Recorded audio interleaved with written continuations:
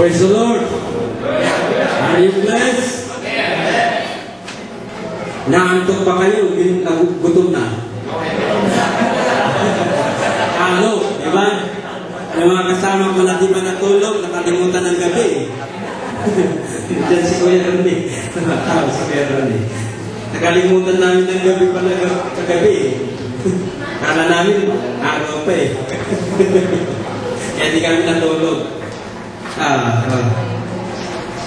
So, sa hapon na ito mga kapatid, dadako po tayo sa isang bagay na mahalaga po sa buhay ng isang bata, lalo-lalo na po sa anak kanyang mga magulang. Kaya tinatawagan ko po, dito po yung magpa-dedicate si Kuya John at Ate Louie.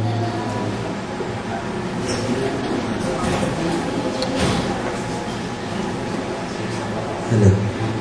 Malakas kasi boses ko, nakalimutan ng microphone eh.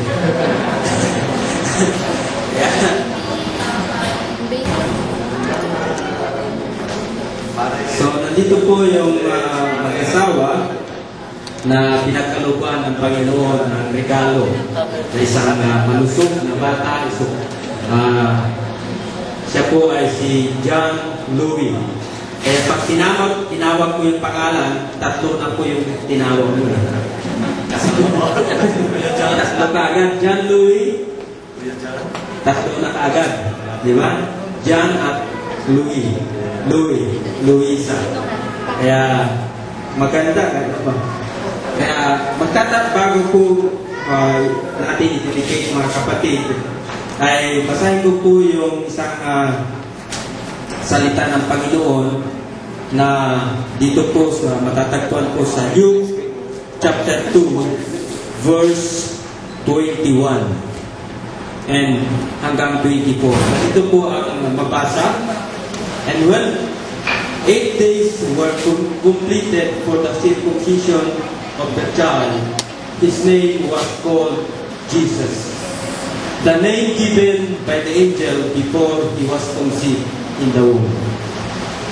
Now, when the days of her purification according to the law of Moses were completed, they brought him to Jerusalem to present him to the Lord. As is written in the law of the Lord, every male who opens the womb shall be called holy to the Lord, and offer a sacrifice according what is said in the law of the Lord, a pair of turtles or 2 young pigeons. Ito po mga kapatid, nung siya po'y ang ating Panginoong Yesus ay dinala po nila Maria at Joseph. Hindi ko po tinatawag na Birhen Maria dahil po nanganak na po siya, di po ba? Si Maria, ang ina po ng ating Panginoong Yesus na si Maria at ang kanyang ama na si Joseph bilang alam po natin. Kaya dinala po siya sa templo at ito po'y inihandog sa Panginoon. Ang pagkakalam po natin nung ako po'y bata pa ay sa ibang sa kanilang baptism. At doon pa, iba pong term po natin. Pero ang Bible, hindi niya po sinasabi na ang bata po ay i-baptize. Dahil po malulunod. Dahil po ang baptize po, ang ibig sabihin ay ilubog sa tubig. Ang ginaganap po sa bata po ay ino-offer, idinededicate, hindi po baptism. Magkakaliwanagan po ba tayo? Amen po ba? So, ang term po dito, ang gaganapin po natin, hindi po baptism, kundi dedication. Kaya po, magtanong po ako sa mag-asawa kung talaga pong pinagkasunduan po nila na ngayon po ay ihandog ang kanilang anak sa Panginoon. Kuya Jan? Okay. Narinig po natin mga kapatid na pinagkasunduan po nila at narito po yung kanyang minamahal na ina po si Kuya John. At nandito po kanyang minamahal na ina. Nandito po mga kapatid. At kasama po nila sa kabahay. So, Kuya John, pinagkalubang kayo ng Panginoon ng isang malusog na bata. Sana po, unang-una po na makita po niya sa inyo yung dedication sa Panginoon. Na yun din sana po ang kanyang tutularan sa inyo bilang kanyang mga magulang. At ito po ang inyong alalahanin bilang kanyang mga magulang, Kuya John at Ate Louie.